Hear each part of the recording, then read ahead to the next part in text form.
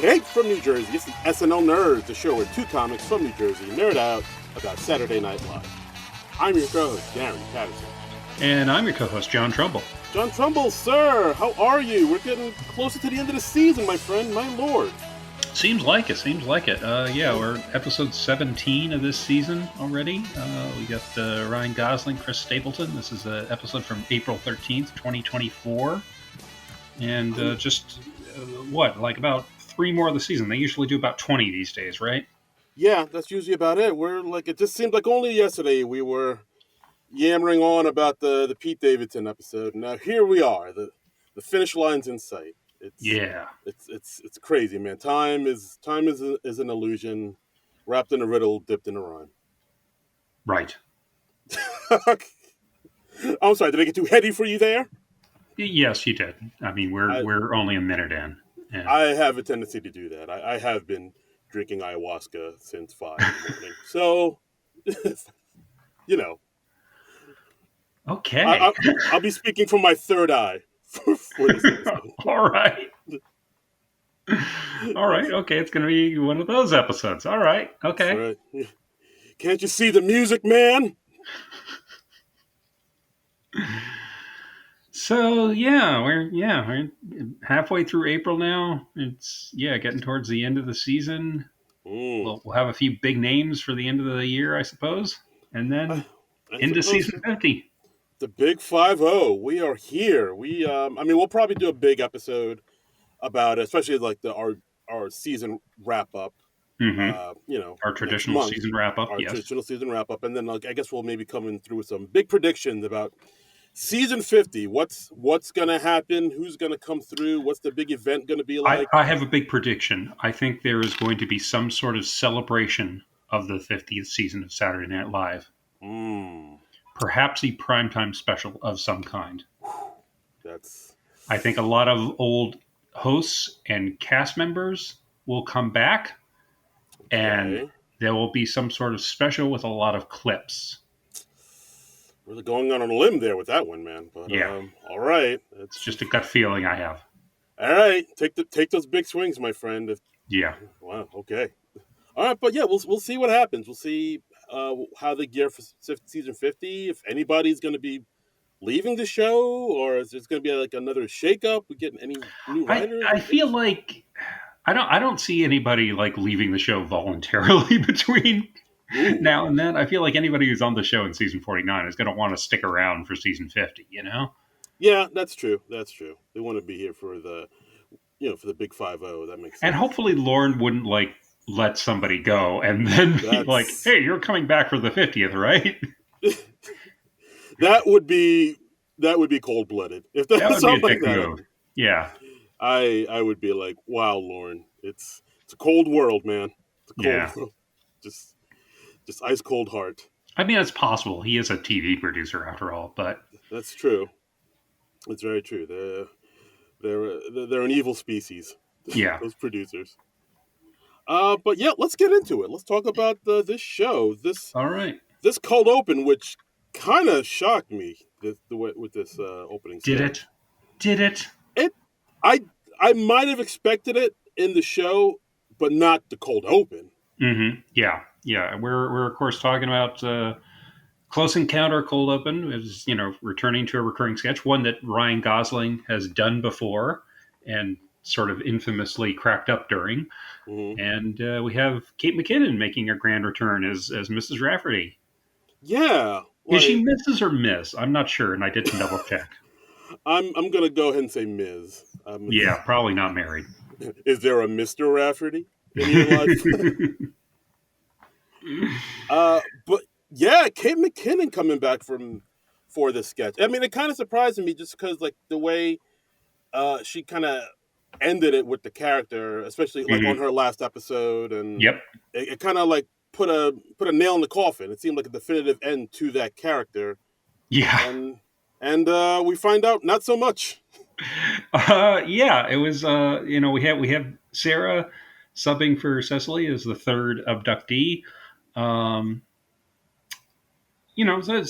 know the beats of this thing by now. I would say I did kind of like the twist of that the aliens are now getting bored with with Ms. Rafferty? I do, yeah. That was a nice little twist I like too. You Because, know, like, I mean, of course, we know the beats. Miss Rafferty has, like, she gets when like her abduction story is a lot different than the other two abduction mhm, stories.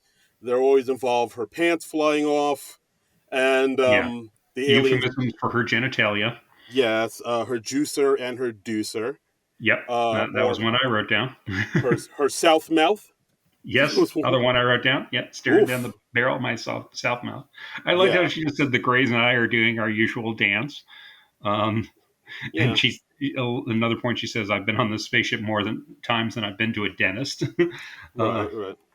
But then they have it a thing where Ryan Gosling's character. Oh, I did like this one thing when Ryan Gosling he's about to give his speech. He's saying, "Oh, mhm, like before we start, I just want to know. I want to let you know I am aware that I'm wearing the exact same outfit as the last time I came in here, but I want to assure you I do have other clothes." right, yeah, So because they I just put like him in the same costume as. they put him in the I, exact same costume as the first time he did this. Yes, and but I do like the little twist of Ryan Gosling kind of walking in on what what the aliens are doing to Miss Rafferty. So like now he's mhm, kind of part of it, and then suddenly the aliens become enthralled with him yeah, yeah, because he has. and we have Rafferty kind of demonstrating what the Greys were doing to him, while she's like sort of underneath his open legs and just like batting at his crotch like a cat. Right, exactly. Because the aliens were, amazed by Ryan's character, his genitalia, because the aliens are smooth down there. They're like a Mhm. broken doorbell, no dong. Yes, yes. Yeah, Um, I enjoyed this. I mean, I always liked the sketch. I could see how some people might be sick of it. I don't think I ever really got sick of it. I don't think they went to the well too much. It was always funny. yeah. Same way, same thing. I enjoyed it. I mean, it wasn't a political cold open or anything like that. It And was nice to just see a straight sketch as a cold open. It was just a yeah, very refreshing change of pace. yeah. Like when was the last time they did that? It feels like it's been forever. Or maybe it hasn't, It but has been, yeah. I mean, they it's always been try a to go minute. topical, if not political, in the cold open, and Yeah, it was fun just to see just a sketch, and I like that. I like them to do more of that. You know, yeah, you can still do political sketches in the show itself, but I thought this was a refreshing change of pace. I like the idea of the show starting and us not knowing exactly what we're going to get, and it's been a long time since we've had that. And it used to be you would like it. I remember back in the '80s that not every cold open would be a political thing. yeah. No, I like that. I like to shake things up. Hmm. Variety is the spice of life. It's also Uh, fun to see the host in the cold open. it is. It I is. wish they do that a little more often, but. That would be great. But yeah, I feel the same way you do. Like, even though, yeah, this is the same thing they've done before, and it is hitting the same kind of similar beats, they are switching it up slightly.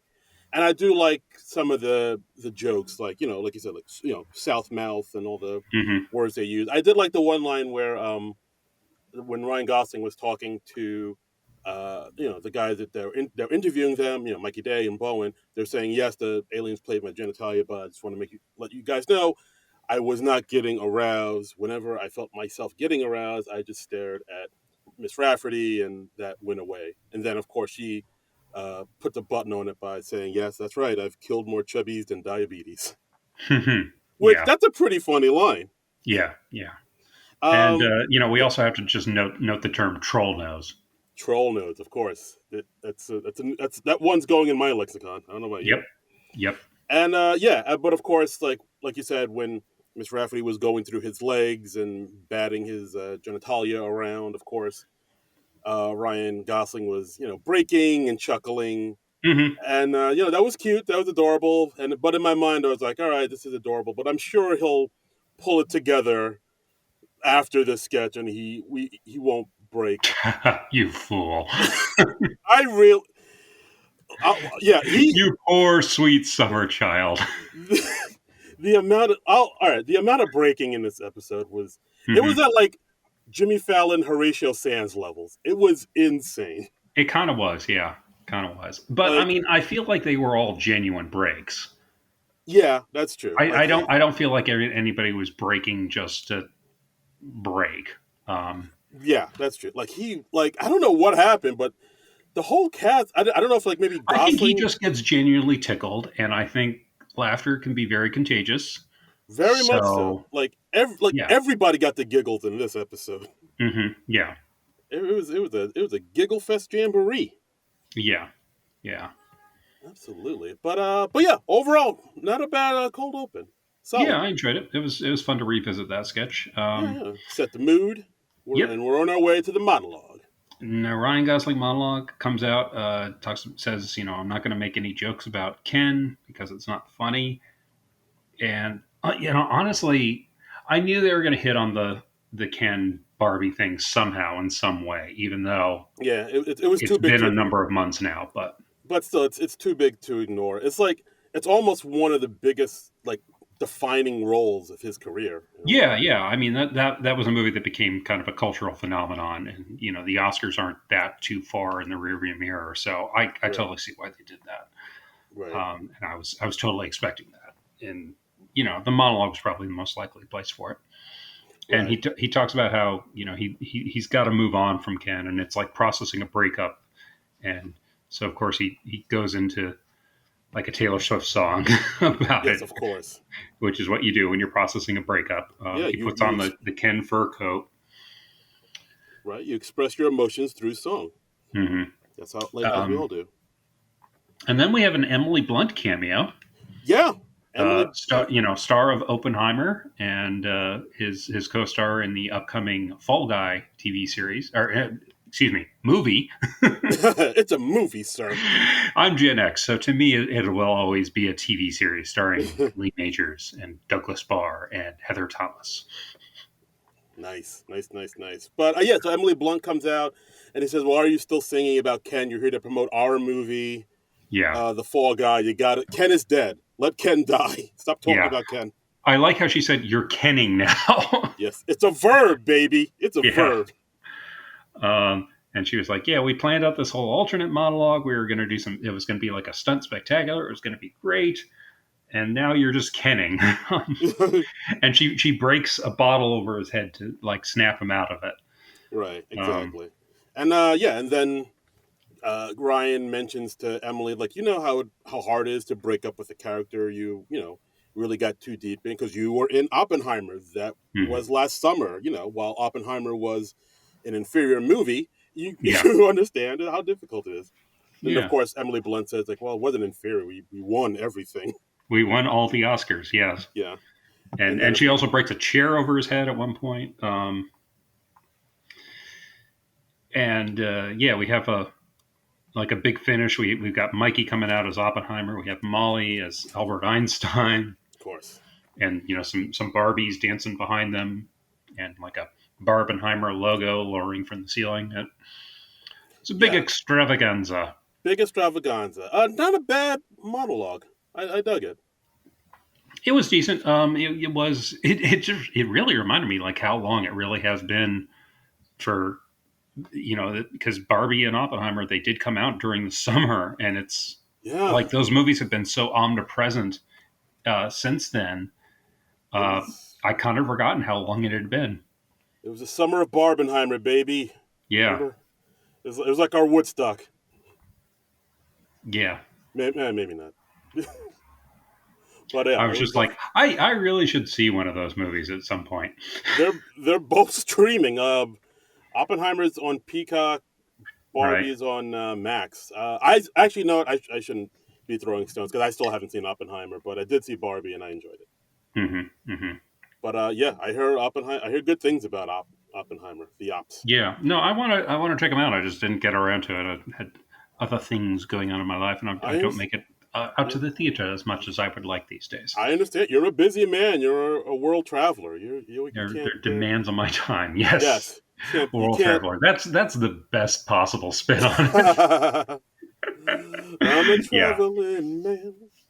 Um, all right. But So yeah, next up, we have the first sketch of the engagement. the engagement. We this is starts out with Chloe Feynman telling her friends, Andrew Dismukes and Ego, how Ryan's character Harrison proposed to her, and then Chloe asks Ego into the kitchen, presumably to ask her to be her maid of honor. And then as soon as they're alone, Ryan Gosling tells Andrew Dismukes, he's like, I think I made a mistake. Our Which is do- just great. That's great. We're already off and rolling. yeah, our dog just died, and I just want to fix it. Yeah. Yeah. And it's really awkward because they've established that it is literally the first time that Ryan's character has met Andrew's character. And and he's like, why are you telling me this? He was like, I have no one else. I have no other friends. And Andrew understandably just doesn't know what to do with this.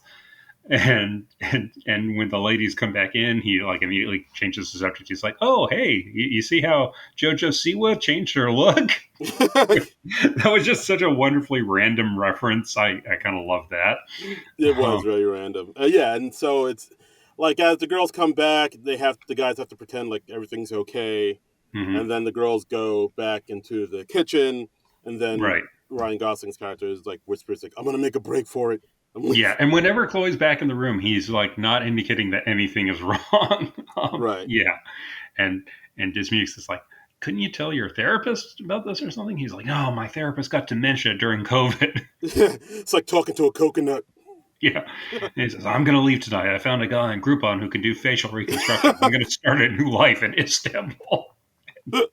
It's like Groupon. You found him. And Uh, like, when they come back out, Dismukes is like kind of trying to like ease them into like, well, you can still call it off and, you can still walk away from it. And, you haven't made any commitments you can't back out of yet, which just sounds horrible to say to a friend who just got engaged. it does, doesn't Um, it? but I really like this. This is a really funny sketch. Probably I sketch of the night for me. I would agree. This is sketch of the night for me. I really dug it. Like I like how towards the end the Ryan Gosling's character comes clean. It's like, yeah, I'm just having, I'm just kind of scared. I'm having second Hmm. doubts, and Chloe's very sweet about it. It's like, no, it's okay if everybody has doubts. It's Everybody okay, has man. cold feet. Yeah. Yeah, and we'll just get through it. And then they leave again, and he whispers to Dismukes, "I didn't mean a word of it. Meet me in Turkey. You're my you're my And he best friend." grabs a briefcase and goes out the front door. Like he kisses Dismuke on the forehead. Yeah. You're my best friend. Yeah. But yeah, this sketch was written by Mike DiCenzo, Jimmy Fowley, Jake Nordwin, and Sierra O'Sullivan. Great Uh, sketch. I like this one quite Great a bit. sketch. It had a funny premise. It escalated nicely. They played it really well. There was a little bit of cracking up, but not so much that it was disruptive. Yeah, Um, and had a good closer. Um, and I liked that it was just pure character. Uh, yeah, it exactly. didn't get as outrageous as some other sketches. Um, yeah, I just liked it that it was mostly about the awkwardness, and that was a lot of fun. Yeah, no, this was a good one. Like I enjoyed this one quite a bit. Hmm. So yeah, next up we got a pre-tape. We got "Get That Boy Back." Get that boy back. I got a country music song about how their men done them wrong. Got Mm-hmm. Ego, Chloe Feynman, Chloe Trost, The and our musical Chloes. guest. Yeah, and our musical guest for the week, Chris Stapleton, joining in. Yeah. So it's like basically like it's them in in a honky tonk singing about the Hmm. men that did them wrong, so they got to get revenge on it. Very much like that what Carrie Underwood song "Before He Cheats." Mm, Talking about keying his car and spray painting stuff on his car. But yeah, Chloe Trost does things. she takes Uh, things up a notch. yeah, like trying to destroy his mind by breaking into his house and replacing his shoes with bigger size shoes to make him think he's shrinking. Yeah, yeah, and breaking into his parents' house, painted like the walls, and whispering "Get out" in the middle of the night. Right. And then like the other cowgirls, Feynman and Ego, are looking at her like she's kind of crazy, Yeah. saying, "No, I thought you should do simple things like get your brother to beat him up." Hmm. And then she's like, "Oh, I have something better than that. My brother is ex-CIA, nicknamed the Shredder." And, Yeah. and then we cut to Ryan Gosling as the Shredder, busting out some raps about doing things to mess with the man's mind, like switching Yeah. Sudokus with ones that can't be solved, and He's going to date him as a new chick in prosthetics, and then 6 months later, we'll just start speaking in Romanian and act like they can't speak English at all. Uh, yeah, Funny psychological, stuff. funny stuff. Yeah, Chris Stapleton does a decent job Hmm. as the ex that's doing him wrong, and we see Heidi as Chris Stapleton's mom being driven into madness Yeah, she's by like, I'm Tros. moving in with you. Yeah. Yeah, so now his mom lives with her. So you can't hook up with any new chicks while your mom's there. Exactly. Yeah, And funny stuff and a good showcase for Chloe Trost. yeah, no, this was good. It was a nice little way to show like both her singing and her comedy chops. And like at the Hmm. very I did like at the very end we find out that Chris Stapleton's character was just texting his sister. And Yeah, and all the stuff she did wasn't necessary. yeah, she jumped to conclusions. My one, and this is a pretty minor criticism, is like, and they had it subtitled on screen, so it wasn't a big deal. But when Chris Stapleton saying texting, it sounded like he said sexting. Oh, And I if there wasn't a subtitle on the screen, I probably would have just heard it as sexting, and I would have been really weirded out. But see, I could make a country joke right here, but I won't mhm. because I'm classy. Yeah, you are. You Yes, are. I could Everyone's make always said that about you. yes, thank you, Darren Classy Patterson. Hmm. Yes, No one calls him that. no, no, I'm trying to get it started. Yeah, don't. I wear a suede jacket with the word classy embroidered on the back. So I'm trying to make that happen. Yeah, it's not on the jacket. It's on the ass of your sweatpants. Eh, Let's Hey, stop playing. hey, man, whatever, Let's man. stop playing, Darren. Yes, I'm trying to pitch these. Remember those juicy sweatpants back in the day? I do. Trying to bring them back, but with classy. Right, Yeah, I'm trying to because step it you're up. classy. Yeah, exactly. Let people know you got a classy ass. Can't spell classy without ass. That's his slogan. It's pretty good. Yeah, it's not bad. Yeah, that's the way the cookie crumbles. But okay. So next sketch we've got called "Can't Tonight." We got three guys out at the Cabo Grill. We got Marcelo. We got our host Ryan Gosling. We got Keenan sitting Yeah, there. this one was written by Mike DeCenzo, Marcelo Hernandez, and John Higgins. Okay, and we got Ryan who's talking with a Cuban accent, and Marcelo's really turning up the accent. I mean, he does this from time to time whenever he plays Latino Hmm. characters. He really kind of Latinos it up. He Yeah, does. yeah. I thought his accent got a little too heavy in this sketch, and it made him a little hard to understand in places. Honestly. Uh, yeah, a little bit. I can see that. Yeah, He tends to like really like slather it on from yeah. time to time when he does his Latino characters. So like Ryan and Marcelo are planning to hang out after this, and Keenan's character doesn't want to join them, and they're like, "Oh no, you got to hang out. We're gonna hang out with all sorts of celebrities. We got the original dog from Beethoven, and Yeah, which by the way, like, there's no way that original Dolphin Beethoven's is still alive. that dog is long dead, Yeah, exactly. That's what I thought. long dead. I did not look it up, but I mean, if he survived to the 2000s, I would be shocked. Yeah, like I was like, there's no way he made it. There's no way, unless it's some sort of like weird cyborg dog. Ooh, Robo Dog. Yeah, I mean, and we don't live in that awesome of a world. No, we don't have the technology, not yet. Yeah, yeah. Uh, What do you think of this? It didn't really work for me yeah, personally. I didn't. Yeah, I didn't really. Yeah, it didn't really work for me either. I mean, the premise really wasn't. There really wasn't much of a premise. It was just three guys hanging out, trying to convince one guy to hang out with them at the club. Hmm. Um, and him saying, "Oh, I can't because I kind of fell in love with this toll booth worker, and we're gonna smoke cigarettes tonight." I mean, this whole sketch really like needs to be is carried by how far you find Marcelo and Keenan and Hmm. Ryan with speaking with a Spanish accent charming.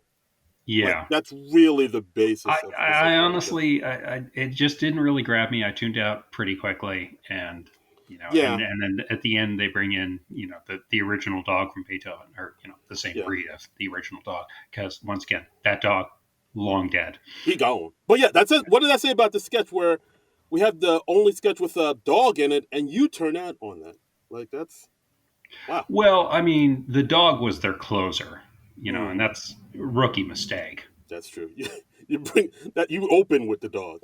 You open with the dog. I mean, I've said it time and time again. It's you open with the dog. Ideally, it's a dog with human hands and or a dog playing with Cecily Strong. That's that. There it is, right there. Yeah, I I mean, mean that's all I need. I'm a simple man. yeah.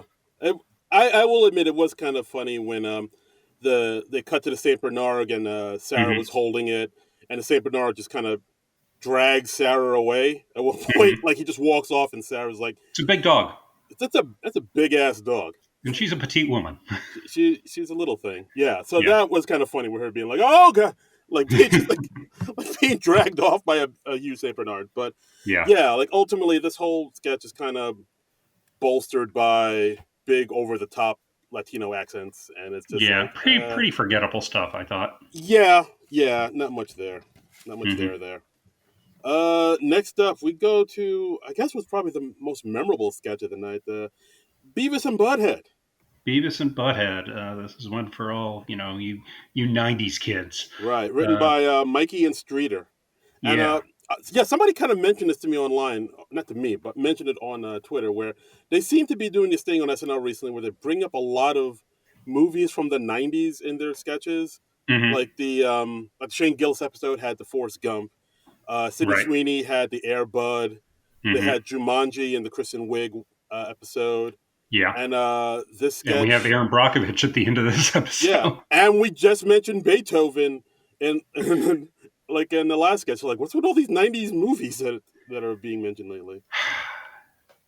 I don't know. I'd like to see the letterbox profile of the SNL writers. Just like are they just coming across these movies on cable? Are they seeking them out? Are they just going on a big nostalgia trip? That's an interesting question. Yeah. Yeah, yeah, Um, so yeah. so in this sketch we got a news program called News Nation. They're doing a live stream town hall with Heidi as the host, Keenan as the guest, and Heidi asks Keenan a question about AI, which is a very topical thing in the news right now.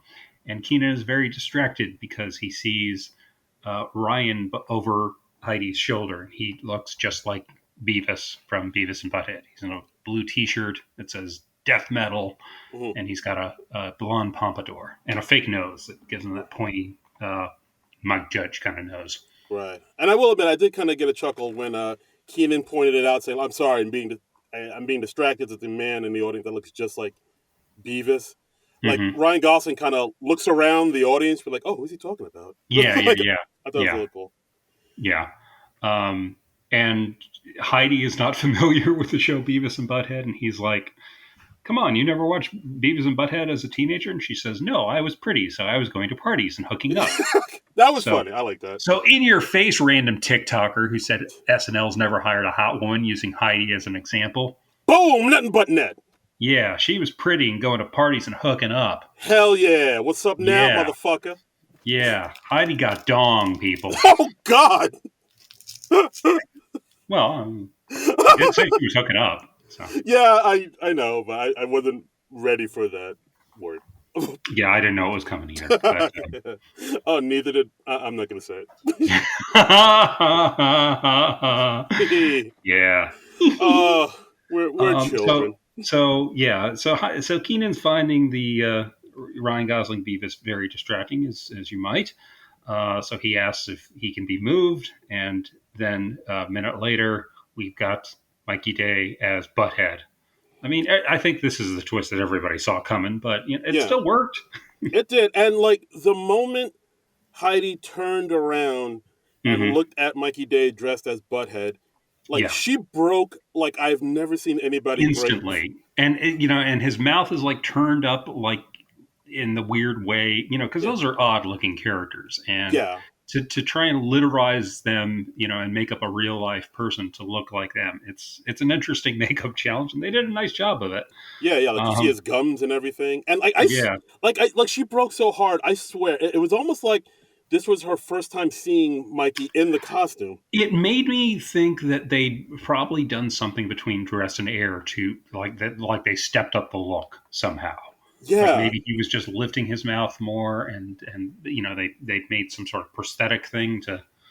I don't know. I feel like they did something to amp it up. yeah. Because Heidi, I mean Heidi, she has broken from time to time on the show, but like Right. this I was think in just Lisa from Temecula, she probably did, but yeah, yeah. But like this was like oh, like this was new to her. It felt like it was new to her. mhm. Like I did like it was just off the rails Yeah, and after she had that. trouble getting together because, like, I watched this episode on Peacock this morning, and I'd seen some people on Twitter. They were like, "Oh, Heidi broke. She never breaks." And then I see her crack up a little bit when she sees Ryan Gosling as Beavis, and I was like, "Oh, well, that wasn't that bad." And then when she turns and sees Butthead, she like 100% loses it, and I was like, "Oh, this is what people were talking about." Yeah, Okay. it's. I mean, but she's broken before. I think, like in the secretary sketch from the Kristen Wiig episode, she broke a little bit. She breaks from a little bit Well, from time to Darren, time. that was 1 week ago. I mean, come on. People can't be expected to remember that. That's true. You're right. We live in the now. We can't look Yeah, back to the past. yeah, But and we even have Ryan and Mikey breaking a little bit because like they're taking questions from the audience in the town hall. We got Chloe Feynman getting up, and she's seated behind the two guys who've just been moved, and so the Beavis and the Butthead are sitting next to each other. And yeah, and we find out when they're questioned a bit that neither one of them is familiar with the show. yeah, and then Chloe tries to ask her question, but then she looks at hmm Mikey and Ryan. And then she breaks a little bit, Yep, and yep, it's just yep. like It's getting contagious. giggles galore. hmm hmm Yeah, and then like you said, like we find out like Ryan's character and Mikey's character. Oh, I've never heard of Beavis and Butthead. And Yeah, then yeah, Keenan's like, "You sat the two of them next to each other. Do you know each other?" And they're like, "No, I yeah. don't know who this person is at all." And then they start laughing like Beavis and Butthead. Yeah, Yeah. yeah. Did you like Beavis and Butthead back in the day? Did you watch it? I did watch it. I, I'd like to pretend I'm hoity-toity and like Look, you don't have to be like comedy hipster guy with me. You can you know, be real. I did watch it. I did get some laughs out of it. Look, I'm only You human. suck. You suck, Aaron Patrick. I'm part I'm part of the problem. I watched Yeah. Jackass too. I know I'm the worst. hmm Low hanging fruit. Just I'll eat it all day. Yeah. But No, I never got into it, and no shade on anybody who is a fan of that. I've liked other things that Mike Judge has done. For me, a part of it is it's really tough for me to get into uh, like a comic or an animated show if I don't like the drawing style, and I did not like the drawing style in Beavis and Butthead, yeah, and I found I found the characters kind of annoying, so it just was not for me. no, I get it. I mean, it was the drawing was kind of crude and hmm rudimentary, as was the humor. But like I guess that kind of is what drove young teens to it because it was just so like kind of Yeah, raw and just kind of not like the polished cartoons they're used to right, seeing. right. I think that was half the point of it, and I liked. I got into Daria. I liked the spin-off Daria because I Yeah. enjoyed that drawing style more. Yes, Um, I like Dario too. I'll admit that I did enjoy that as well, and that mhm, was a mhm. little bit more highbrow. Like And that. honestly, I was thinking the kicker on this was possibly going to be Daria, but Mm, what they ended up doing with the cutaway to the guys from the King of the Hill, that was better. yeah, speaking of Mike Judge, another Yeah. another yeah, but I did enjoy the kicker they had with like you said the King of the Hill kicker. hmm Um, yeah, overall, I I didn't. I like the sketch. It might be one of those things like Lisa from Temecula where the breaking kind of made it better. Like I'm trying to picture the sketch without hmm the breaking. Like it's still enjoyable if no one broke. And I don't. I think it was. I think it was a nicely absurd, if maybe I don't know if I want to say inconsequential, but it was a fun sketch. It was Yeah, yeah. It was yeah, it was just it was fun. It was goofy. It was just about the sight gag. yeah, for And sure. and yeah, and I enjoyed it on that basis. I think it was good, and yeah, I think the breaking did make it a little more enjoyable, maybe. I Yeah, mean, yeah, certainly with Heidi, because Heidi broke so hard, it and so there hard. is something endearing about seeing somebody really break. I don't want to see it every week. I don't want to see it every sketch, because then we're in like Carol Burnett territory. Right. But sorry, I paused to take a drink. Yeah, okay, Um, yeah. I was like, oh, did I lose him? What happened? no, I didn't really have a finish for that thought, so I was like, Okay, this is a good place for me to drink because I thought okay. you were going to say something. Oh no, And you I left me out to dry, no, didn't you? I That didn't want to cross the streams here, man. I just want you to have your okay? moment. Yeah, no, I get it. Okay. Um, Chris Stapleton, musical guest. Chris Stapleton, He had musical guest. two songs. White Horse, which is not about cocaine, and It's about heroin because it's yeah, yes, of course. horse, right? Oh, what isn't White Horse slang for cocaine, or is that heroin, or that going I thought heroin was like getting on the horse. I don't know. Gotta ask the drug addict and see. All right, Yeah, we got to book ourselves a drug addict. that's right. Like, yeah, all our smackheads, reach out to us on Twitter and see, and let us know what's up. Yeah, So yeah, White Horse and Mountains of My Mind, which was the yeah, slower song, his second song. ballady. Yeah, Yeah. I actually like this, and I'm someone who's not a big country music fan. yeah. I'm not a Uh, country music guy either, but he has a good voice, and yeah, I liked the guitar riff on the first song in particular. Um, yeah. Like I'm not a big country music guy, but I do enjoy some southern rock. mhm. I can get into some southern rock song, like some Skinner songs are pretty cool, and A little Credence, Credence. Oh, I a do little love Credence. CCR. I love me some Credence. That is true. So Yeah, like, so yeah. that's Proud Mary, keep on oh, burning. forget about it.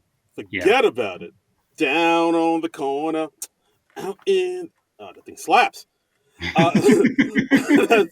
so yeah, so like the first song was like more southern rocky, so I was Hmm. digging that, and then the second song, "Mountains of My Mind," was like it was literally just him and a guitar, like a nice, sweet, Yeah. soulful ballad. Yeah, I really dug it, and again, like I there's nothing complicated about his performance, just him, his musicianship, no fancy camera angles or That's all camera I need. tricks. That's all I need. I don't need everybody busting out the smoke machine and the costume Yeah, changes and no, yeah, we don't need lasers and bubble machines and what have you, and yeah. It's a mirrors. live show. It's Yeah, fine.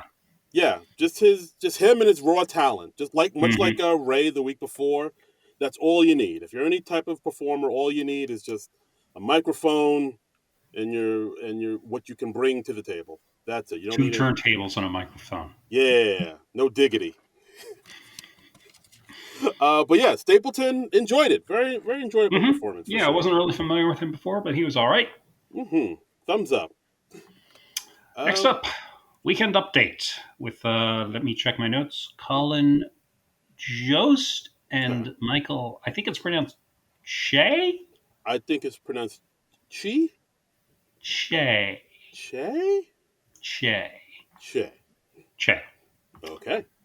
So Yeah, jokes galore. this is a segment. If you're not familiar, it's done like a fake newscast, and Ooh, they do jokes about current events. It's yes, really great. You gotta check it out. right. If you guys have seen not necessarily the news, it's a lot Hmm. like that. It's think of it like a 10-minute episode of The Daily Show. Uh, I'm not familiar. Yeah. Okay. Okay. Well, Uh, that was a killer analogy. One of the best. Yeah, talking about the Arizona abortion laws, talking about all How the things. nutty is that story? Really? Oh my god, what the fuck is that? That's they're enforcing a law that was written in 1864, Like, and look, unless that law was like about freeing slaves, we can probably do better. we really are regressing at a crazy rate. It really Yeah, is. yeah. Uh, I liked Jay had a joke. He was, because Donald Trump apparently he commented this week that he thinks the abortion question should be decided by the states, and Jay starts out, which it sounds like sort of an audience filibuster sort of thing, where he's like, mm, well, why stop at having it decided by the states? Let's have it decided by the individual counties or the cities, or leave it up to the people who really should be deciding, the women's husbands, and yeah, like I did hear like some when he was saying that some woman in the audience was cheering. and I was like, oh no, don't do Like, that, don't you how do know? you not see the turn coming? It is It's Michael Che. He's been doing this for how long has he been on Update? Like at least 5 years. I want to say a decade. I think it's been longer. Has it been, I mean, well, it's as longer than we've been doing this podcast. So, Yeah, it's and been a we've been minute. doing this thing for 5 years. So, That's what it seems like. yeah, But yeah, like when he said like, no, he's no, don't do that, yeah, and sure enough, that's what he wants. You're falling into his trap. oh God. Um, yeah, I did like the joke, the OJ joke about the dying Hmm. from prostate cancer, plant, which was planted on him by the LAPD. Yeah, Yeah, that was good. Good one for Jay to deliver. I liked Joe's joke about because Donald Trump also said that he's saying that they're even doing post-birth abortions, which are not a thing. nope, Um, not at all. But and he says he just thinks they're a thing because of all the time travelers that were coming to kill him as a baby. I like that joke. that's a That's good a one. great joke. That's a good one. Back in I time. would like to see a sketch with that premise. I think that would be fun. Yes, that would be enjoyable. Hmm.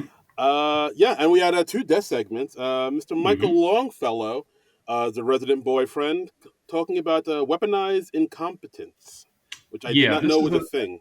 yeah. Well, this is a thing. Apparently, it was like one of the trending things on TikTok. I think they said where it's like you ask your boyfriend to do a task or something, and they do a really crappy job of it intentionally Hmm. in the hopes that they will not be asked to ever do that again. The girlfriend will just get fed up and be like, "Oh, never mind, I'll just do it myself." Yeah, I feel like And, there's something I did as a kid. Like when I mhm. hit, like I'd mow the lawn badly, just so my parents would ask me to mow the lawn again or wash the Right? dishes badly. I feel like this Did it is ever like work? no, Yeah, it was just a lot of you're gonna go out and do it again, but better. yeah, I was like, yeah, Ma, I don't want to. yeah. I want to play Sonic the Hedgehog.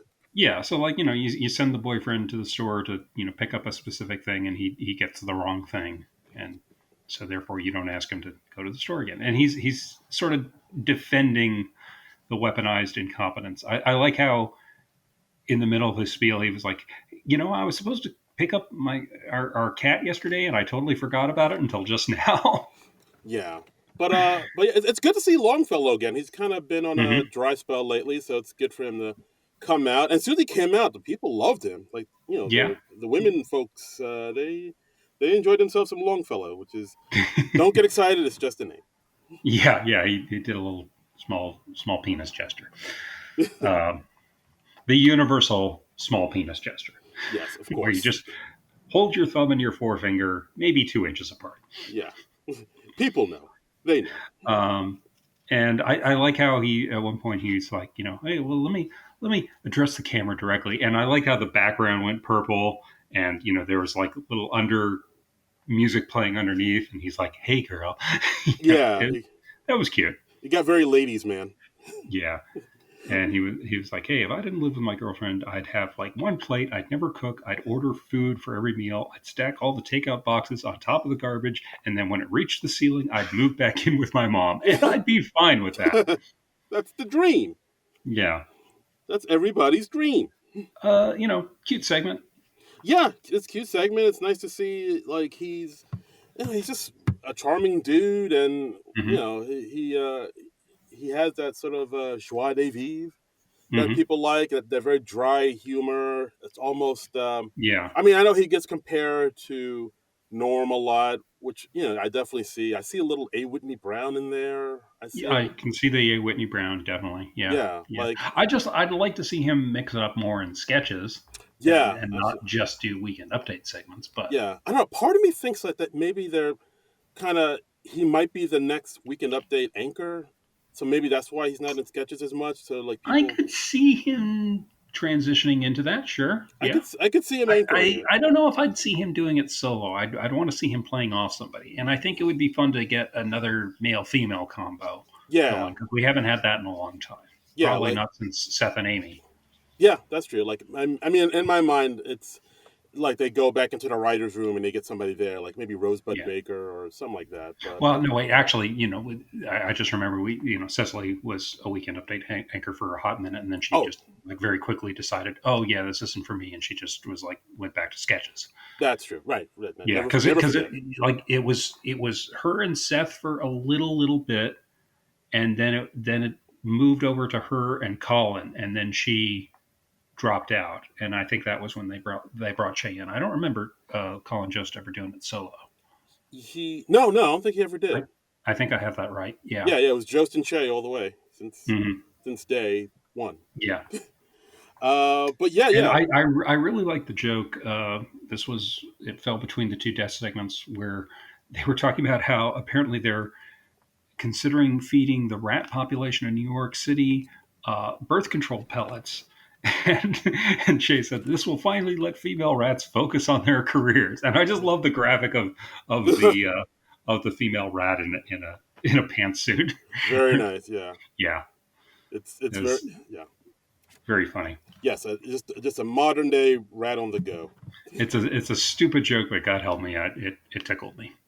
Yes, I liked it. It's good. Just Yeah. rat in a power suit, just ready to Hmm. take on the establishment.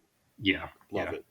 And yeah, then this happened where I kind of didn't see this coming. Where we have Che, doing one of his kind of sexist jokes about like talking about how Caitlin Clark is going to have her jersey retired in Iowa, and they're going to replace it with an apron. And then, Right. of course, we hear groans from the audience, and then we go into a rebuttal from Caitlin Clark. Yeah, She making a comes little out. cameo. Yeah, yeah. They mentioned that the WNBA draft is happening this coming Monday, and Yeah, and Kate, she's the favorite of that, obviously. she's the favorite. She's expected to be the number one pick. So Hmm. they have her come out and say a few words, and then she kind of calls out Che for his numerous sort of anti-women sports jokes, and Yeah, he's he's like, like, I've never done that. I mean, maybe once in a while. And then Joseph's like, no, actually, I've made a supercut. And they honestly showing great restraint for just keeping it to three jokes yeah, because they easily could have gone like probably 5 minutes. yeah. Part of me was thinking like, oh, was all those past jokes like a build up to this moment, or did this just happen? Like, did they just happen to get Caitlin Clark, and they were like, oh, we should go back and get all those I jokes? feel like it wasn't that deliberate. I don't feel like those jokes were. I feel like those are jokes that Che would have made in any event because those are just the types of jokes that he likes doing and that he gravitates to. Um, but I feel like they certainly recognize the opportunity. Yeah, no, absolutely, absolutely. But yeah, no, like we see him just like rattling off all these. One of the jokes was straight up from last week, where I was like, "Oh yeah, Hmm. that was during the Chris and Wick Like episode." two of the jokes were from the last couple weeks. Yeah, They were relatively recent jokes. yeah, The absolutely. one about the ratings being up by 14.2 million, and the one about the sports bars playing the women's basketball, the college women's basketball being the empty ones. Those were both very recent jokes. Very recent. And yeah. So then we see Che be like, "Oh no, come on, man, we're just having fun here. It's just jokes. It's Hmm. just jokes." And then Caitlin Clark's being very understanding. It's like, "No, I understand they're just jokes, and that's why I've written some jokes for you to try out." And Yeah. then we have Che tell some jokes that Caitlin Clark wrote, such as the Hmm. Indiana Fever is I guess, are the first one to pick in the WNBA draft coming up, and Indiana Fever is a WNBA team, and not what Che gave women at Purdue University. Yeah. Bam! Dozens of women. I was Dozens like, of women, I heard dozens. I was like, dozens, huh? You go, Michael Che. double digits. Okay, Nice. very nice. um, I mean, assuming all the good stuff. Yes. Um, Then they mentioned the TV show, or the, I guess, series, Ripley. That's on Netflix with Andrew Scott, saying it's the mhm. hardest thing to watch on Netflix since Che's last special, Shame the Yeah. Devil, available now. And yeah, so she gets him back basically a little Mhm. for all the jokes Che has said in the past. Yeah, and the kicker, she gives him a signed apron. Exactly. And And it's pink. aha. And then of course Jade's like, "Oh, I'll just give this to my girlfriend," and she's like, "You don't have a girlfriend." Yeah. Bam. This was cute. It was cute. It was nice. I like the fact that she also kind of gave a shout out to all the WNBA players that kind of came before her, that kind of paved Mhm. the way for her to be where she's at now. You know, your Cheryl Swoops of the world and whatnot. So I was like, oh, that's a nice That's touch. a great name for a female basketball player, isn't Yeah, it? Cheryl Swoops. Yeah, like if That's a perfect. I mean, like if you heard that name in a movie or something, you'd be like, oh, that's a little on the nose, isn't yeah, it? it's like Joe Basketball. Yeah. No, that's my name, Joe Basketball. It's like a baseball player being named like Mike Home Run. You don't quite buy it. Mr. Home Run is my father's name. Please, please. Call me Greg Grand Slam. Oh my god. But I'm Philip Touchdown. Phil touched it. Oh my god. Chip, nothing but net. It's a family name, yes. Yeah. You know, from my parents from the old country. Yeah. It was nothing but net a wits, but we Yeah, shortened it. sure. And They changed it at Ellis Island. yes, exactly. You know how they do. You know how they go. Yeah. But yeah. Weekend update. Not bad. Not a bad weekend Yeah, update. it was Absolutely. decent. Okay. Next we had Doctor. Doctor. Give me the news. Yeah. Oh, I was thinking the other one. Can't you see I'm hurting? Oh, you're going Thompson twins on me? That's right. Anybody can go give me the news. A real G goes Doctor Thompson twins. Yeah, but the other Doctor is a far better song. It is, but it was the first one I thought of. Okay. But yeah. Doctor. Not. Yeah, damn. Just Doctor. It's just called Doctor. Damn it. Doctor. Because God help us if we don't name this in the most generic way possible on YouTube. I really blame. That has to be an AI chosen name. It has to be. I don't know. Yeah. Anyway, so we got Bowen Yang as a doctor. He's coming out. He's breaking news to the family and tells them that their grandfather died, and he tells the family very seriously, "It's not my fault." And he's got an odd look. He's got long hair. He's got the glasses. He looks like he should be in the Black Eyed Peas or something. Honestly. Yeah, like upon second rewatch when I watched it, like so basically we see family in the waiting room. It's JJ, Heidi, Trost, and Dismukes, and they're waiting on their grandfather who's in surgery. And the doctor comes out as Bowen. And when I looked at it, I just assumed because he was in all white, I just assumed he was wearing like a doctor's like a lab coat. And Mm-hmm. upon a second rewatch, I'm like, oh no, he's wearing a white turtleneck and a white trench coat. He's not wearing he's not wearing a doctor's outfit at all. Wow. Okay. We're just right off the rip is like, oh, this man is a bit peculiar. Mm-hmm. Mm-hmm. And yeah, so basically he comes out, and I think this character in a. I feel like he was in the Nate Bargatze episode, like that airplane sketch. Yeah, I think somebody said that he'd done this character before. Um, Yeah. So like, yeah, yeah, so basically he tells the family like your father we lost him, he has passed, and it was not my fault. right.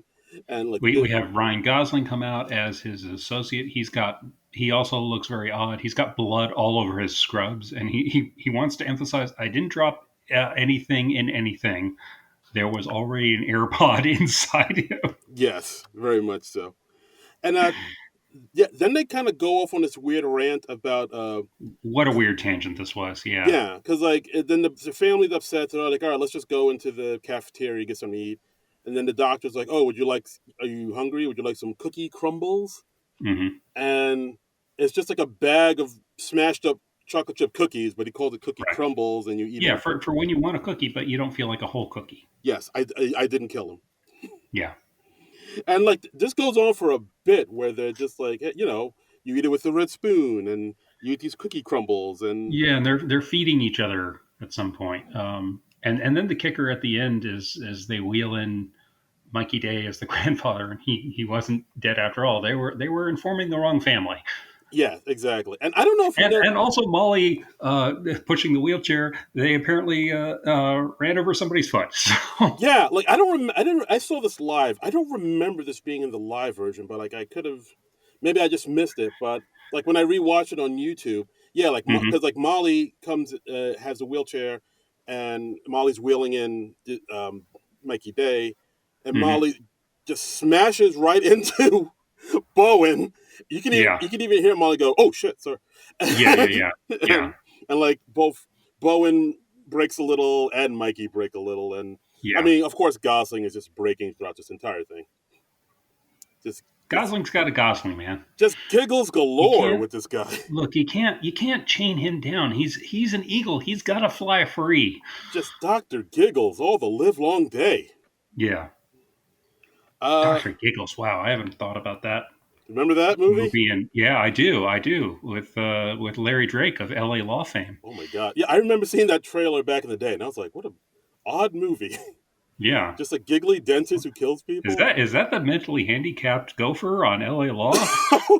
Yes, it is. Doctor Giggles in theaters now. Is Larry Drake still around? I'm really wondering this I now. have Or did he no idea. pass? I do not know. I'll look it up. I'll look it up. But Okay. yeah. Is he still with us, or is he like the dog from Beethoven? Oh, is he playing fetch with the dog from Beethoven up there right now? Let me see. Oh, But we yeah, got this sketch was an odd one. This was just odd and silly for silly sake. It's a sketch that definitely belongs in the back half of the show.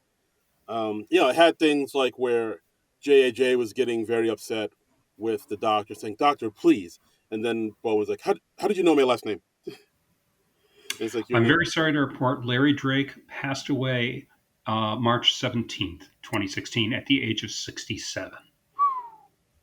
So It's so hard to say goodbye to yesterday. apparently he suffered from a rare form of blood cancer that causes blood to thicken. Ugh. Oh my Ooh. God. I Well, mean, wow. That is harrowing to hear. that's disturbing. I've never heard of that. What the fuck? Damn. All Well, right. he was a good actor. R.I.P. But R.I.P. Dr. Giggles. yeah. We'll salute you with a 21 giggle salute. Sure. I mean, not now, but Yeah. later. Yeah. Thoughts on the doctor sketch? Eh. Yeah, that sums it up pretty well. Yeah. I wasn't too nuts about it. It was, it was one of those weird for the sake of being weird Yeah, things. It was kind of an interesting twist at the end that the grandfather wasn't dead, and it was like really another family, and they're like, "We heard everything you said," and they're upset. yeah, and I mean, at this Yeah, point, I kind of saw why it was buried towards the end of the show. yeah, at this point, I was kind of getting tired of the constant Ryan Gosling giggling. I was like, Hmm. at this point, I was like, come on, man, pull it together. I just think as a sketch, it brought things down a notch. You know. mm, yeah, I could see that. I mean, maybe the giggling made it a little bit funnier. Like, I mean, the fact that things were kind of going off, like the fact that Molly slammed into Bowen with the wheelchair, that made it a little Um, funnier. But yeah, I think it was kind of a wash, honestly. yeah, I don't know if it really added or subtracted anything from the sketch. yeah, I hear you. I hear you. This one was written by Mike Crescenzo, Jake Nordwind, and Bowen Yang. Yeah. And then we wrap it up with our final sketch of the night. Aaron Brockovich. Speaking of movies, I mean, not from the '90s. This came out in 2000, but still. Well, let's be real. The 2000 was still basically the 90s, Yeah, right? yeah, I guess so. I guess you could say that. But yeah, Have you Aaron. ever seen Aaron Brockovich? I have not. It's been a minute, but yeah, I did see it back in the day. I liked it. I thought it Yeah. was good. But yeah, I remember that movie being a big deal when it came out. I Like mean, that's I like it. That's Steven Soderbergh, right? it is. It is Steven I like Soderbergh, Steven Soderbergh. I don't really like Julia Roberts, which is why I never saw Aaron Brockovich. So, Julia Roberts. but I'm familiar with that bit of dialogue where it's like somebody asks for her number and she's like, "Well, let me give you some numbers. There's 10, which is the number of months old my daughter is. 6, which is the age of my other daughter. 2 is the number of times I've been divorced, and with all those numbers I just gave you, I'm guessing 0 is the number of times you'll call me. And like Chloe Feynman started into that dialogue, and I was like, oh yeah, I vaguely remember this. Yeah, like that was like the big scene where Hmm. probably one of the more memorable scenes. And Yeah, yeah, so like you said, Chloe goes into that spiel, her lines about you want numbers. Here's some numbers. 10 months old daughter, hmm, and then it's like, yeah, you're never gonna call me. Write me a letter. And then Ryan Gosling kicks back because Ryan Gosling plays the new neighbor that right. is wants to get to know Erin a little bit better. Yeah, and he goes on a spiel about letters. Yeah, why? The question I asked my mom about why dad left. You, the answer she gave me. K, the letter my dad texts me when I tell him I love him. J, Yeah, what I smoke to forget. And O, the thing I've never given a woman. yeah, So maybe you don't judge a book by its cover. You want to talk about books? Little Women, what I call my door. And it's basically that. It's yeah, like them kind of trailing off into other things, like maybe we could just be friends. Friends? I know friends. Chandler, Joey, and like it's basically kind of that thing. And hmm. then And then it's Keenan comes on as a neighbor, telling him to shut up. yeah, and it's like, oh, we don't mean to make any noise. Oh, noises? I'll tell you about noises. It's that thing. Beep beep. That's the noise my ex-wife left when she drove away, and uh, then that's kind of it. That's pretty much it. Yeah, it just sort of peters out like that. Yeah, and of course Ryan Gosling giggles throughout, especially at one point his mustache kind of falls off. Oh, I Um, don't think I noticed that. yeah, like towards the end, you can see him having a little bit of trouble with his mustache, and of course that causes him to giggle a little bit. Well, you get older. It It's true. happens. Yeah. Oh, your mustache falls off as you get old with age. That doesn't happen to you. No. I've said too much. Oh dear. Yeah, Aaron Brockovich. Um, yeah, this sketch was okay. It feels like they tacked on Keenan at the end because they didn't quite know how to end the sketch. Yeah, I would say. And it was like one of those things where it's like, oh, I mean, it's kind of a flimsy thing to base a sketch around. yeah, kind of And like, it's like you said, Aaron Brockovich. It's nearly 25 years old, and it's kind of like that. What I was hearing.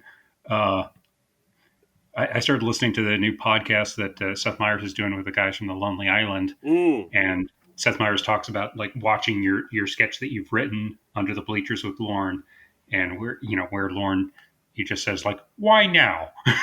So that's kind of my reaction to this. It was like why now. So he said that to everybody, not just Bill Hader. Um, yeah, yeah. I Okay. think he was just telling that Bill Hader thing again. Oh, So okay. But yeah, this sketch, I don't know. I don't think I quite got there. It's not very memorable, and yeah. it's kind of peters out. Like part of me actually, Other than that, though, other than that, yes, like part of me kind of wished that they kind of took this sketch out and put in the cut for time sketch that hmm, because like after this sketch came out, SNL did something I've never seen them do, where they showed the band play, and over it they said, "Oh, go to our social media handles later in the yeah, night to see our Papyrus 2 sketch." I was yeah. like, Which kind of makes me think that it was cut last minute. "Yeah, Yeah, you wonder if like something ran hideously over, or that just turned out way longer than they expected, and they were just like, we don't have room for it because it's like a 6 minute sketch, it is." Yeah, but then I and mean, if you look on YouTube, you see like most of the sketches from last night, they all kind of ran a little long. Like a lot of them mhm, are like I don't see too many of them under 5 minutes. A couple of them hover around 6 minutes or so. yeah, So yeah. maybe I don't know if it was the breaking or the giggling or what, but like I don't see the breaking adding that much yeah, time, but breaking is killing these sketches, John. okay. But yeah, all the sketches But were honestly, I could easily lose Can't Tonight. yes, That would probably be my first choice to cut. I could have lived without the Aaron Brockovich yeah. or even the Doctor sketch. I can't tonight with can't tonight. Yeah, But yeah, like Cantonite and Brockovich should have gotten cut, and then you should put in but the Papyrus 2 sketch, which Yeah. Yeah, that's actually 7 minutes. It's like 6:55 on Ooh, YouTube. So wow. it's a long Um, one, but like I mean, I just watched it, and I really we could talk about it, but yeah, I really feel like they should have included it in the show for sure. yeah, I mean, it's a follow up to, I'd say, one of the more well known pre tapes that Gosling did when he hosted before, where he it's shot like a conspiracy thriller thing, and he's just obsessed with the fact that the logo for the movie Avatar is just papyrus, Right. and they didn't even change it. Yeah. And Exactly. it's like, oh, it looks sort of futuristic but tribal papyrus. And I really love this sketch. My old buddy Frankie Vitarello loved the sketch, and he generally was not an SNL fan. But he really liked this one. He was like, "Oh yeah, if they did more stuff like this, I would watch it." Right. So Yeah. Yeah. it was interesting to see a follow up. Yeah. Yeah. Yeah. So this sketch came out like October 2017, and yeah, I do like the fact that like this is something that only bothers him. Like everybody else Hmm. is like, oh yeah, the font is fine, it's whatever, and it's like, but you know, he's one of those people who's just obsessed with fonts to the point where it's Yeah, like, no, it's just papyrus. Like they could have, it's $1 million movie. They could have chosen any font they want. They chose like the simplest font for this million right. dollar movie. It's ridiculous. Yeah, they didn't do anything, and we find out in this that he's been like in therapy over this. He's been working on himself for years and years and years, and he's like trying to avoid triggers. Like he's walking on the street, he bumps into a guy who drops his flyers, and Ryan Gosling goes down to like help pick them up. He notices the font on them is papyrus, and he's like, "I'm sorry, I can't help you. I'm Yeah, sorry, I'm it's sorry." a it's a edible arrangements, which they do Yeah. use a papyrus font on their thing, Hmm. and And and we see him like trying to resume his life. He's like on a first date with Sarah Sherman, and she's like, "Oh, well, what do you do?" And he's like, "Oh, I'm kind of between things right now." And she's like, "Oh, well." mhm, and and then like he's at the dentist, and he's like looking, he's getting like work done, and he's looking at a monitor, and he sees they're playing Avatar 2: The Way of Water, the sequel, right. and he's like, "They changed it. They changed the logo."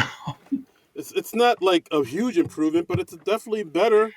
It's But definitely it's different. They changed it. They did something, and then he's at home and he realizes it's just papyrus and bold in all caps. yes, Um, and then that sends him down the rabbit hole again of mhm. like just being obsessed with the fact that this big $1 billion movie just picks the simplest font and just puts it in bold to Right, like something that takes less than a minute to do. right. When they've gone to all this effort of designing all these characters and the whole world of the Navi and all that stuff, and then we find out that Sarah Sherman's character is works IT for Disney, and he's like just dating her to get on the inside so he can find the person who designed this font. Yeah. The logo for I like that. That was a good twist. And he's like knocking on her door late at night. He's like, "We're going to your work event," And you're like, what? and it's like a graphic design award for the Disney company, and they're giving an award to the guy who designed the Avatar font, and it's Kyle Mooney Cal Mooney coming back to reprising his role from the original Avatar, or the original Papyrus yeah, short. exactly. And then of course he confronts Mooney in front of everybody. It's like, tell Yeah. everybody what you did. It's Avatar. Tell them what you did. Yeah, it's kind of like the end of the fugitive, where he's like confronting Yeah, the guy all about Devlin McGregor. And yeah, exactly. It's yeah, it's like so it's so Devlin McGregor could give you Provasic. oh my god. God, And I really love The Fugitive. I gotta watch that movie again. I remember really it liking is it the so first. good. It is so, you come across that movie any point in that movie, you're like, well, this is just what I'm doing for the next couple hours. Yeah, I mean, And it's been a while since I've seen it, but I remember really liking it back in the day. Like, this is cinema. Like, this shit is you like, know what? You know what is effing excellent is the movie The Fugitive, and also the John Mulaney stand-up routine where he goes on the big tangent about The Fugitive. oh, I don't think it might be a You watch. haven't seen that? It Oh might. my god! Oh, I am sending you a link when we are done, sir. Okay, please.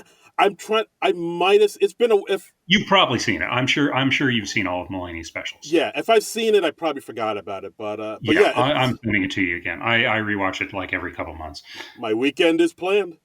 Yes, But yeah, so Papyrus 2.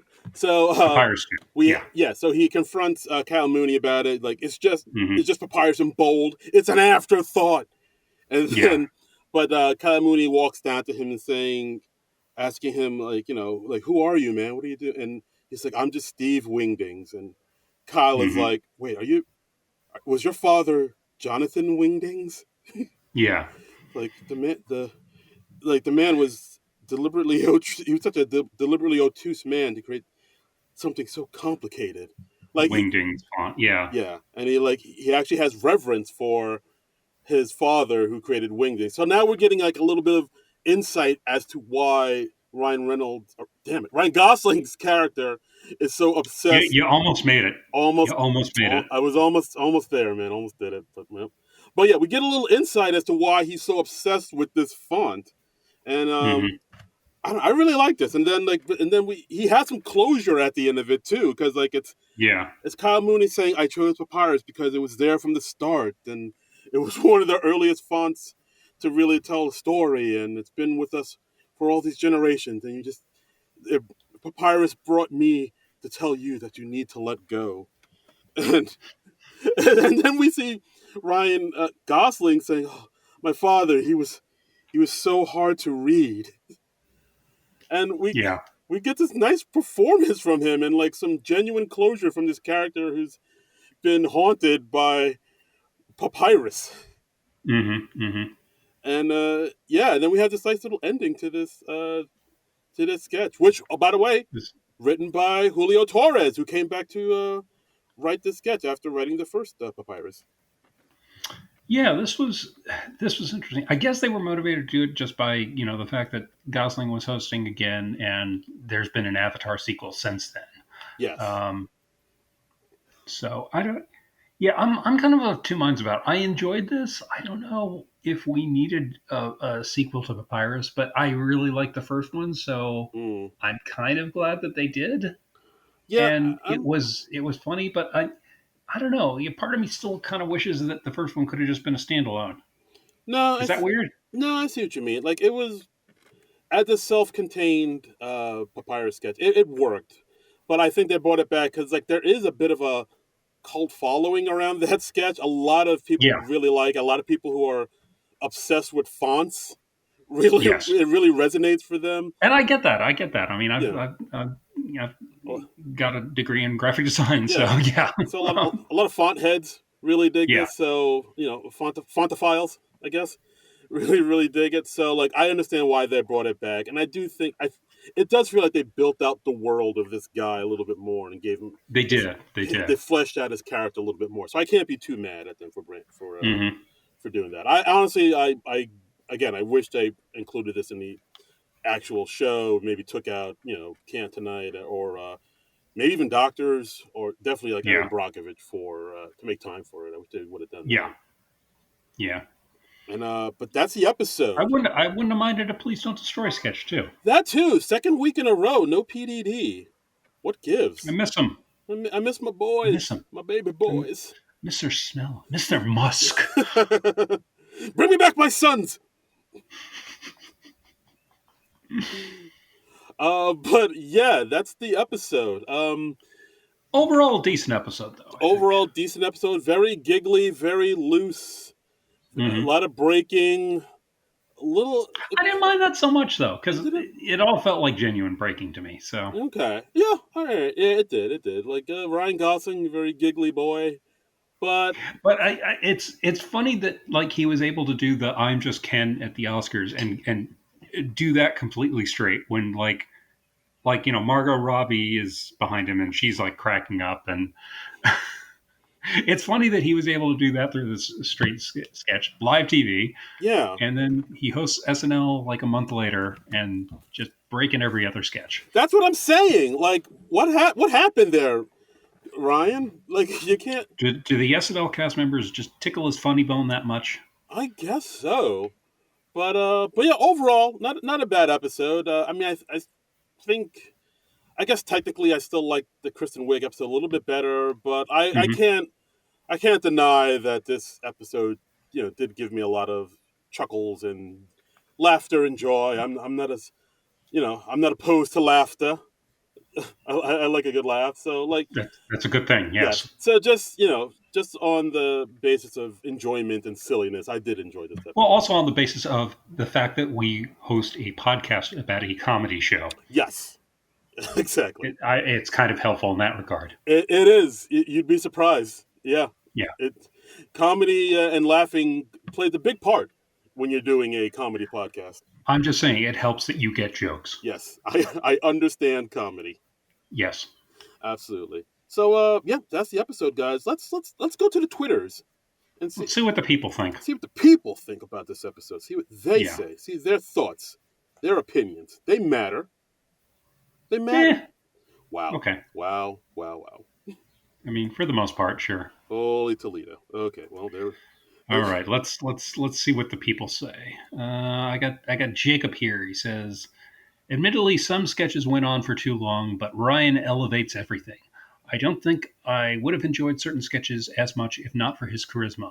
Looking at you, can't tonight. Uh, Ooh. Case in point, Beavis' Butthead was as one note as it gets, but my sketch of the night. All right. And he goes on in a second tweet, says, also, get that boy back reinforces my crush on Chloe T. Not Mm-hmm. sure what that says about me. Oh, I I'm get it. just saying you're attracted to talent, sir. Yeah.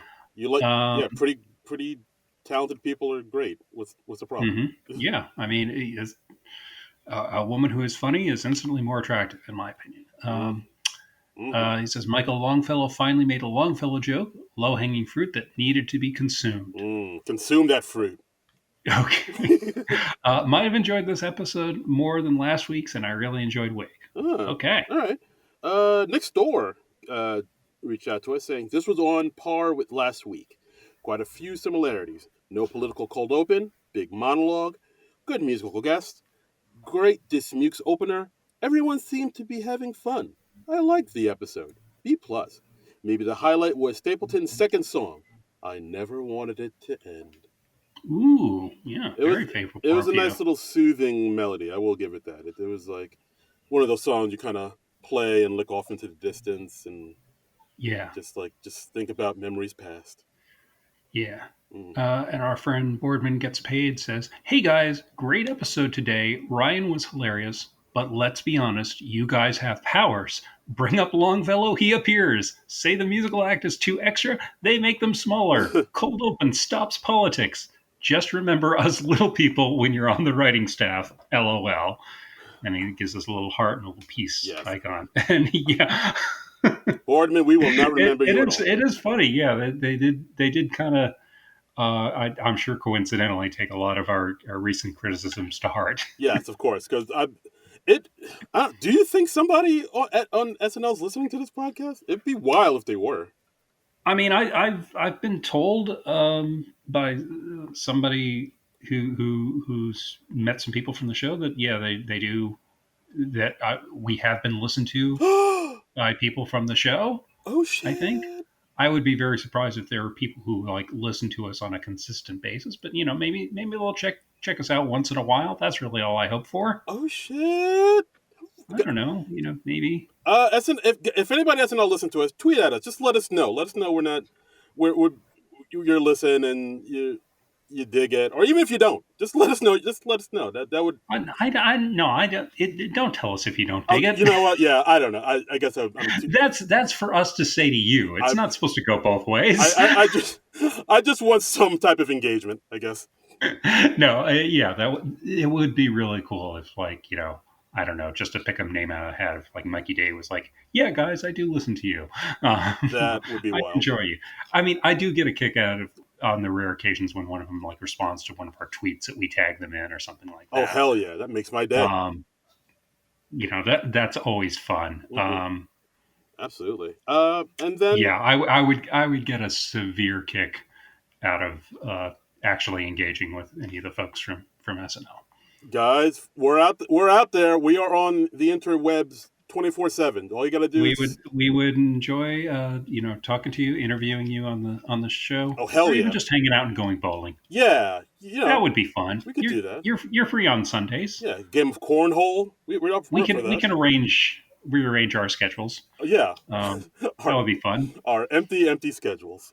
Let's do lunch. Yeah, have my people call Just your people. tweet at us at SNL Nerd Show, Trumbull Comic, Darren Credible. Boom. Yeah, Yeah. just And yeah, one more tweet from at Uncle Scrooge DCK Techie says mhm. one of the better reps. Not actually seeing Ryan propose seemed almost cruel. Sketch of the night for Hmm. me. Okay. I don't know if we were really lacking in that, but okay. Yeah, you didn't really need that for the sketch to work, but Unless this is somebody who has a crush on Ryan Gosling, and for God's sakes, why wouldn't you? yeah, Um, I and get it. is he actually married? He's like still with Eva Mendes, right? Yeah, I believe they're married. Yeah. Don't they have a kid or two? They do. They do. Okay. They are together. They seem like one of those celebrity couples who keeps it so on the down low that I honestly forget that they were still a couple. Yeah, no, they definitely keep it kind of. I mean, she doesn't really join him at like events or anything like that. It seems like once Yeah, she you had never see them on the red carpet together or anything like that. yeah, I mean, it seems like when she had the kids, she just kind of. I don't think you haven't seen her like in acting in too many things either. She just kind Is of. she not working as much anymore? I haven't seen her in a movie in a minute. Like once she had the kids, she kind of just focused on being a mom, and that was it. Hmm. Like Okay. she said goodbye to the game, homie.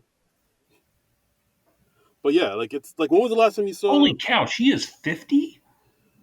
I Yeah, never would have guessed that. yeah, no, just I mean, she's okay. She's been around since like the late 90s, but would not have guessed that she was 50. My goodness. yeah, yeah. She drinks a lot of Oh, water, oh, yeah. moisturizes. There's a section under Wikipedia that says further roles in retirement.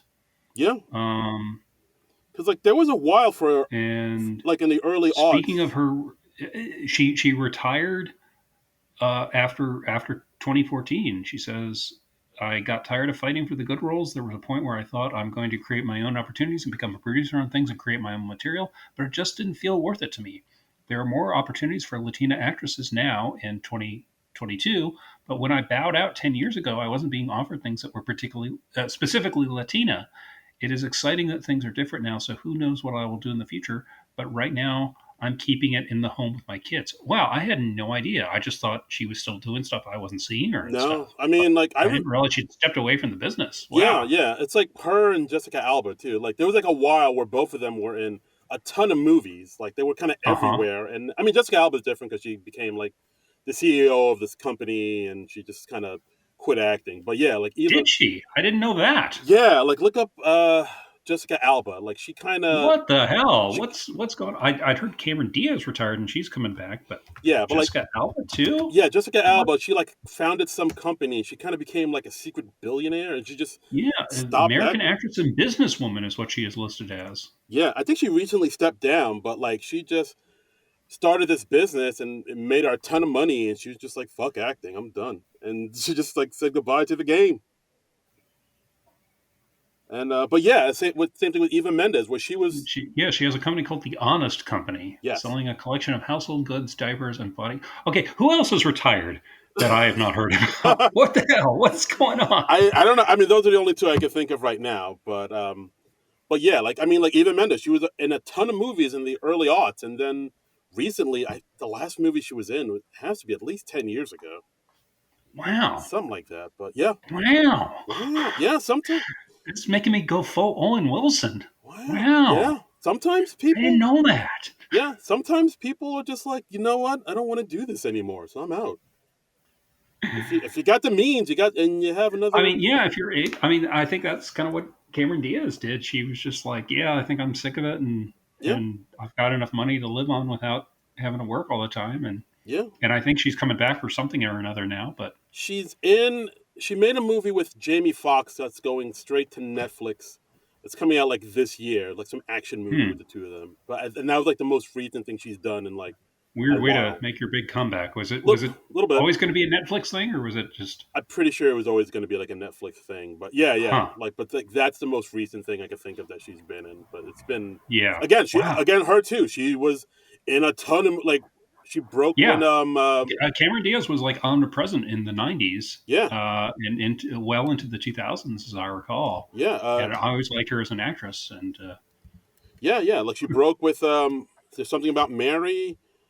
She hosted The SNL. Mask was her first big film, Oh yeah, that's true. And then, but the something Jim about Carrey Mary. film. I mean, Is that was her film debut, and she did a few things. But yeah, Something About Mary was a big monster hit, and yeah, like and of course things like Charlie's Angels and the mhm. like. And then I think she even hosted SNL like four Gangs times of or New something. York. Gangs of New She's York. hosted SNL a few times. Yeah. Let me see. One, two. Yeah, she hosted four times. She's one hosting gig away from the five timers. Mm. So I don't know. Maybe she'll maybe she'll get the five timers jack if she comes back to the she gets back into the game. Who knows?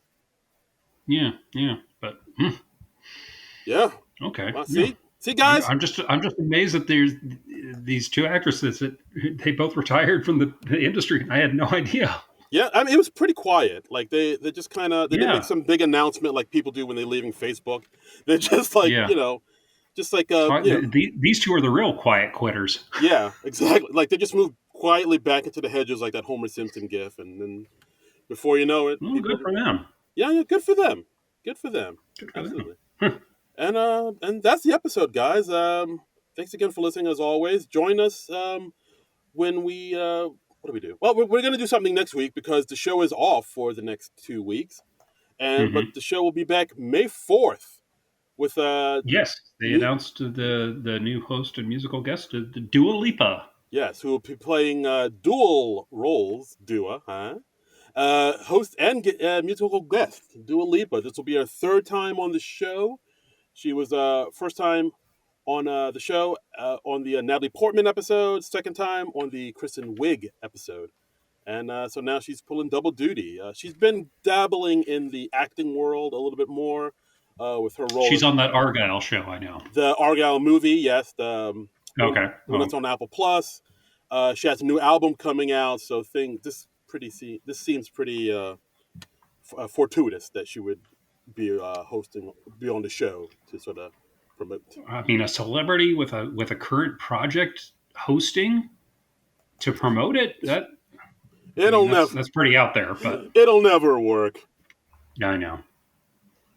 But yeah, so in a couple weeks we come back with Dua But Lipa. no, well, we're back. I Yes, mean, we're back next week. We're back with another thing. So the show will be back, but we'll still be here. We'll be back we're with a still new. here. We're still here. We're still standing. We're still strong. We'll be back with a Yeah, new thing. So we will. come on back and join us again for that new thing. And as always, Yes. you can follow us on Twitter because we refuse to call it X at SNL Nerds Show. And Hmm. you can follow me on all the socials at Darren Credible, DARIN Credible. Yeah, and I'm still at all the socials at Trumbull Comic, TRUMBULL comic. So check us out there. Absolutely. So yeah, join us next week for our next thing. Hmm. We'll keep it quiet. We'll keep it on the low. That we're being vague about. Yeah, Yes. we're being coy. We're so naughty. But yeah, we'll be back next week with another thing. But until then, nerds out. This has been a non-productive media presentation. Executive producer Frank Hablawi. This program and many others like it on the Non-Productive Network is distributed under a Creative Commons Attribution Non-Commercial No Derivatives license. Please share it, but ask before trying to change it or sell it. For more information, visit non-productive.com.